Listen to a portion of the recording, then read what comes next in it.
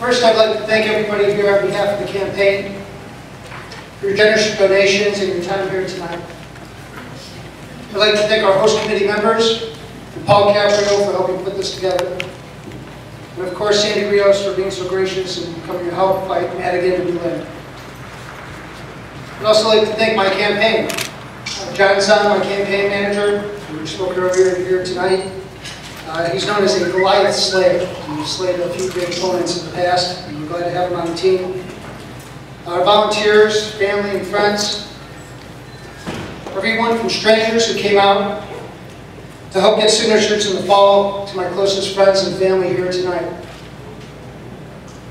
Without your support, I don't know where I'd be. When I was tired, when I was cold, didn't want to go out and knock on doors, thought there was little I could do. It was your inspiration that kept me going. It was your belief in me and efforts that made it happen. I don't want to let people down who believe in me. That's what gets me going, and that's actually what got me in the race in the first place. As you can see, there's a flag here on the podium. This was made by my cousin Peter. Stand up, Peter.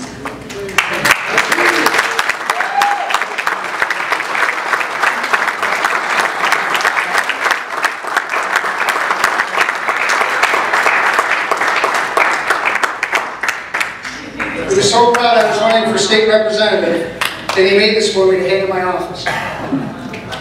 It sits on my desk right in front of me, so I'm reminded to keep fighting every day. I've always been very vocal about politics.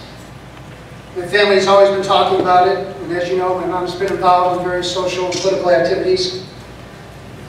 Without her and my father's support, my best campaign volunteers, this journey never would have happened. Thank you for all you've done.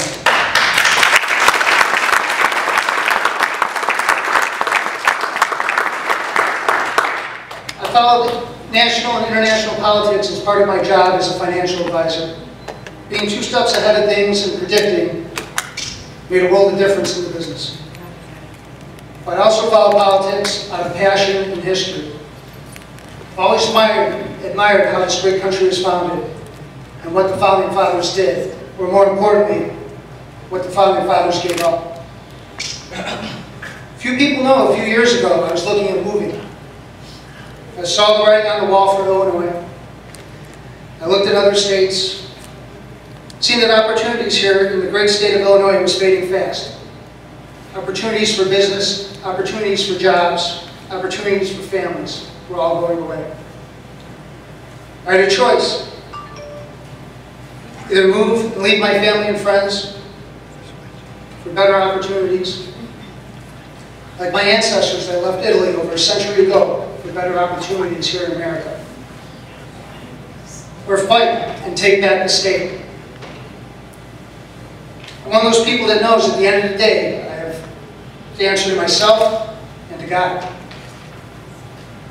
To leave the state I grew up in, the greatest state in the Union,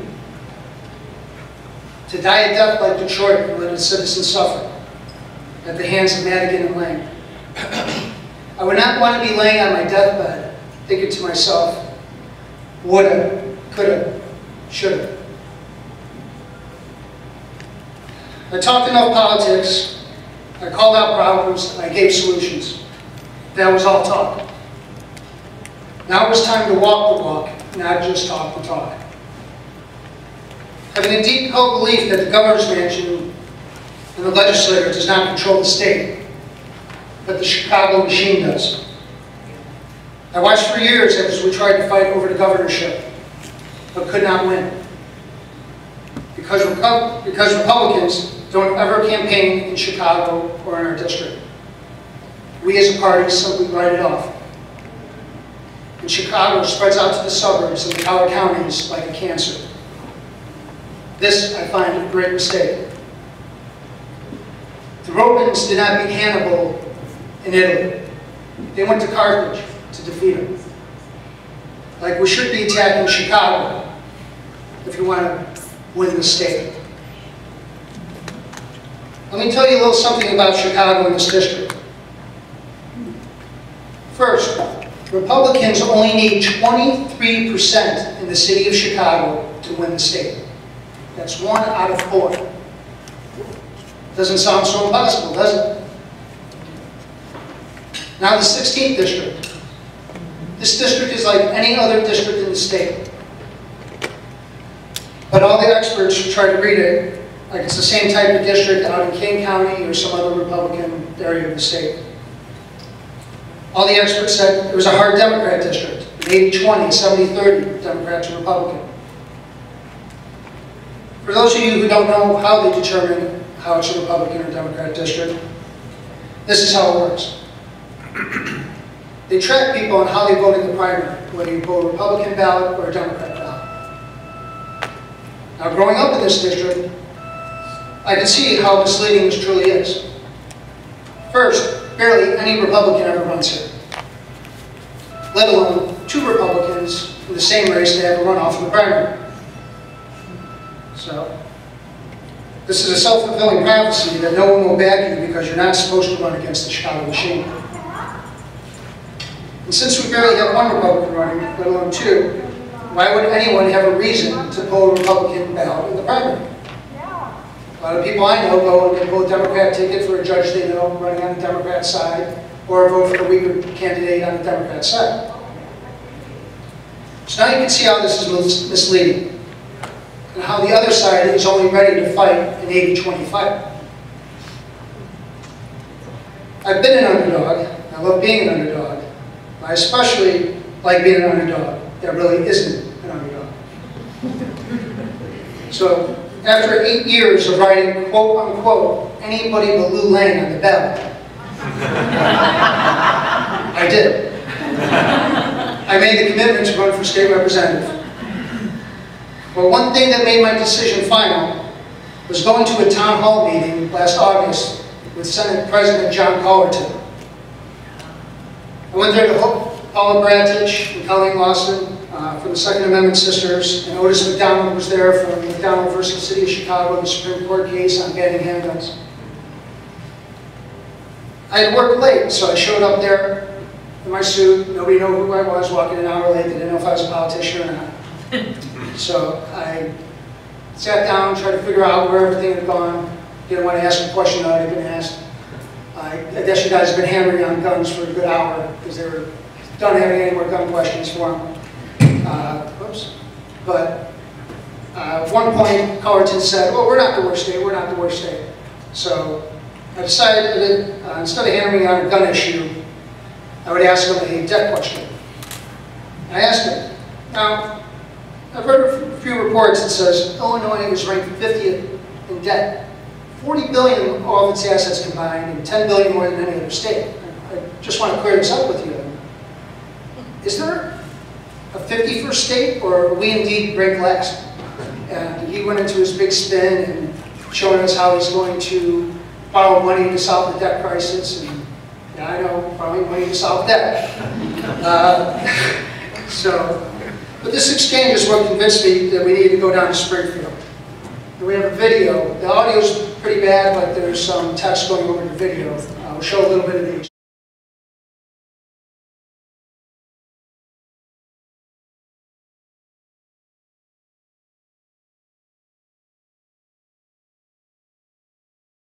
Numbers, but I would acknowledge that we have this high debt.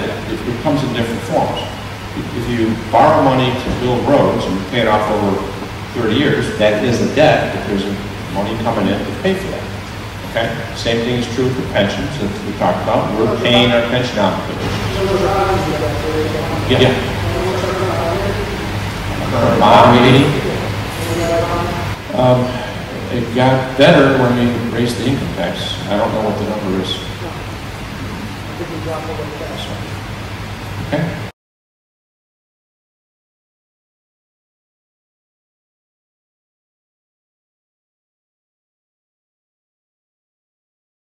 It got better when we raised the income tax. I don't know what the number is.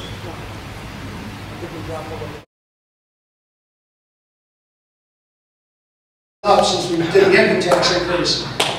And first off, it's a letter grade, it's not a number.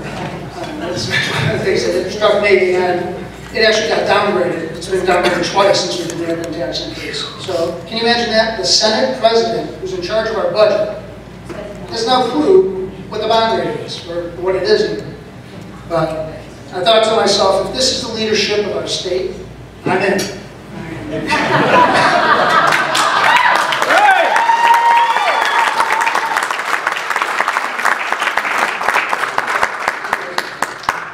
But it took me 2 months to get the okay from work to run for office, and that put us a little bit behind. About a year ago this time, instead of 3 months, a month and a half to get signatures. We needed 500 signatures to get on the ballot. Rule of thumb is to come in with 2 to 3 times more signatures than you need, because the Democrats come in and they try to knock you off the ballot by disqualifying all your signatures. It's easier to run a campaign that way. So instead of 500, we came in with 1,700 signatures.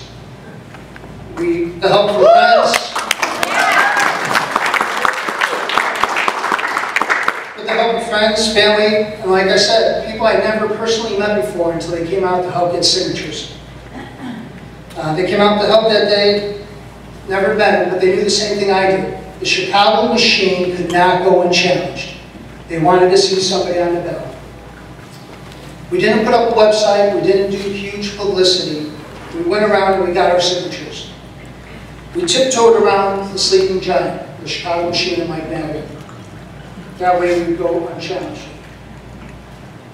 After we turned in our signatures, I went down to Springfield with my friend Dave to pull Lou Lang's signatures to see how many he had and what the signatures were.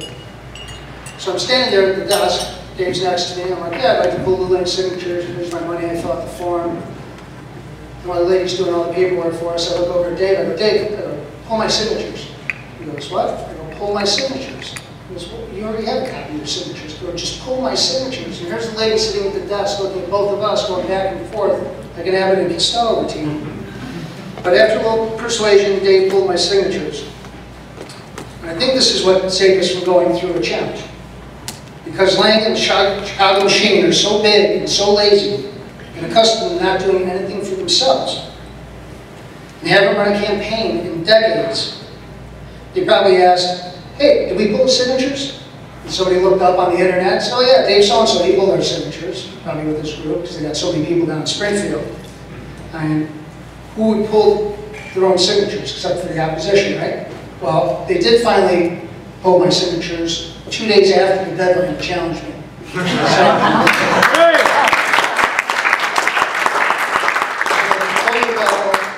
That we were expecting over the signatures never ensued, thank God.